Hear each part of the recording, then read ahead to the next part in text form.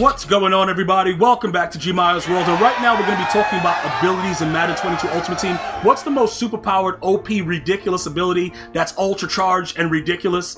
You guys already pretty much know what it is. It's Escape Artist. Now look, if this is your first video watching for abilities, you know that we transition and we figure out different abilities as EA Sports nerfs them. So what I'm going to do is I'm going to combine everything into the same video as I update it. Once I notice that there's a change, that's how we're going to operate, because I've seen a lot of you guys get better and you start to figure stuff out for yourselves and you start to see like, yo, Gmia, this doesn't light up. What's going on with it? And you kind of see the gimmick that the EA developers are doing when they nerf the abilities that otherwise worked prior. So we got to take a look at those things and figure out what works best for us. Now, we're going to start off like I said before, Escape Artist, okay? If you don't have Escape Artist, you're doing it wrong, right? Escape Artist is the type of thing where it's like, you know, it's like you ever watch Ninja Turtles and you see the ooze down there, and then the turtles were mad small and then they became big, and you had 4 of them that were savages and a big rat, Splinter? That's what Escape Artist is. It's completely ridiculous and outrageous, but I don't want it nerfed. See, that's the catch though. You see, because I understand what Ultimate Team is supposed to be. So I believe, right, if the development team saw this and they played with it and they were like, yo, this is it, that we should figure out a way to deal with it and not complain, but find other ways to kind of counteract it. That's the way Madden used to be. Believe it or not, there was a time before all this stuff where you could, you know, complain on Twitter and Reddit and do all this stuff and the game gets changed, where we just figured it out. And if somebody was doing something crazy, we didn't cry to the developer or nothing. We just had to figure it out. Like, yo, all right, this guy's running this, we're gonna run this. You know what I'm saying? So when a guy comes out running Escape Artist, I simply do the most logical thing. I clench my butt cheeks and run away. And then I try to figure out a way to lock up, bro, because contains don't work. So what you might be saying is, yeah, Gmia, we try to contain, but contains don't work. And I'm gonna tell you straight up, I know. EA doesn't care about that, dude. Yo, listen, I understand that it doesn't work. I'm not saying that it's easy to counter what's in the game. What I'm saying is we have to come together as a community and figure out ways to counter it without complaining to the development team to patch everything, because once they patch the game, it becomes erratic. One of the examples is the PA boot over. The PA boot over at the launch of this Madden was not OP. But because of the continuous patching, now your safety on the side that the deep cross was on just stands there and watches the guy run by. So those are the things that I'm trying to prevent, and we've been trying here at GmiasWorld to encourage you guys to figure out ways to just get better. Because if you keep they don't know how to fix something without messing something else up. And this has been going on for 6 years. So I'm very, very like accustomed, and you know, I understand like that they can't figure out what's going on. So I just try to deal with whatever is OP. And Escape Artist is by far the most OP ability in the game. I would love to see them keep it the way that it is and just make defensive adjustments so that we can adjust, as opposed to nerfing it. Because I believe that nerfing Escape Artist is really gonna alter a lot of other things in the game that you guys are just not prepared for. So I'm letting you guys understand, it is the most OP ability. I do not want it nerfed. I don't want the AP raised. I like it the way it is for a scrambler, because if you're a scrambler and the archetypes mean something, you should have a lower overall AP usage based on your archetype. The next thing, Gunslinger. 6.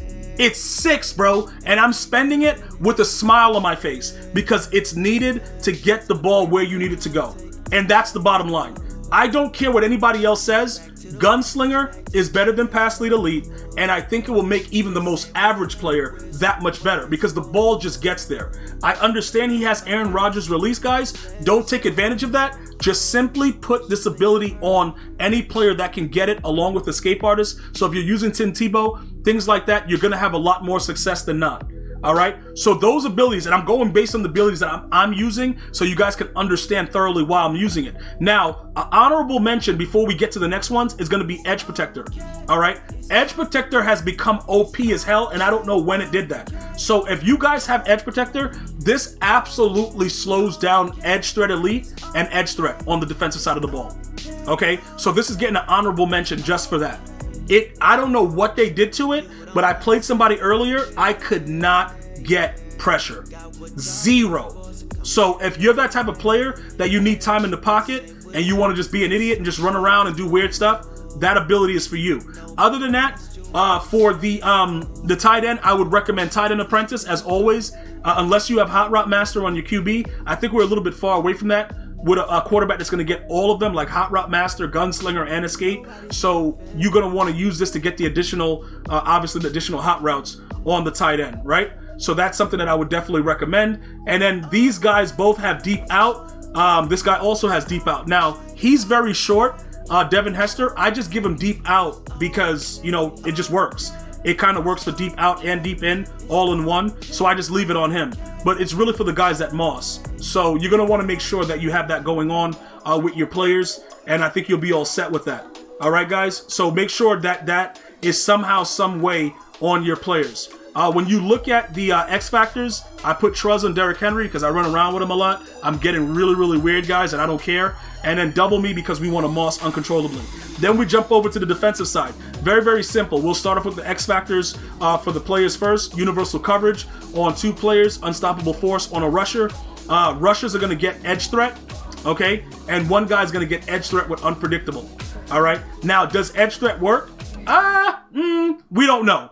We honestly don't know what's working, bro. We don't know. But I use it because more often than not, you're going to get a random shed that'll, you know, it'll probably result in a fumble just randomly. But does it work like it's supposed to? Probably not. On Lawrence Taylor, we add an unpredictable just cuz. Unpredictable at this point is very predictable. It doesn't do anything. But you got to have D-line abilities on some of the players for the most part. Unless you go all acrobats and you're running like 3-3-5 wide, you're going to have issues with a lot of these different things. So I would recommend that you do that. Other than that, you're going to go ahead and have one player that has inside stuff, preferably a run-stopping D-tackle so that it's 1 AP because that's glitchy. And you want to make sure that you just have that. Please just have that on your player. If you don't have that, you are going to get run on all day. It's a fact. Trust me, it's not pretty. That's why I keep it on no matter what. Just have one player with it. That's all. For your outside corners, flat zone KO. All right? Plain and simple, flat zone KO. Leave them out there with it. They'll make the guy drop the ball if they throw it too fast. It's fine. Keep flat zone KO out there. Now, the secondary gets very, very interesting because theoretically you only need mid zone, but like Cam Chancellor has mid zone, but we have the bow, so we have enforcer, deep in, and all this other stuff built in with his card. All right, so this is kind of an exception to the rule, but you technically only need mid zone KO for your secondary players. You know, you can use acrobat if you want, but I don't really believe that it's actually that good of a thing. And then finally, on my user, pick artist and lurker must have. Trust me when I tell you, when you have pick artist, once you pick it, you don't lose stamina and you're all good. And then lurker, because your players will not jump without it. I want to thank you guys and girls for watching. If you have any other questions, please feel free to leave it in the comment section. You have a blessed holiday with health and wellness, and I'm going to see you soon. One love, y'all.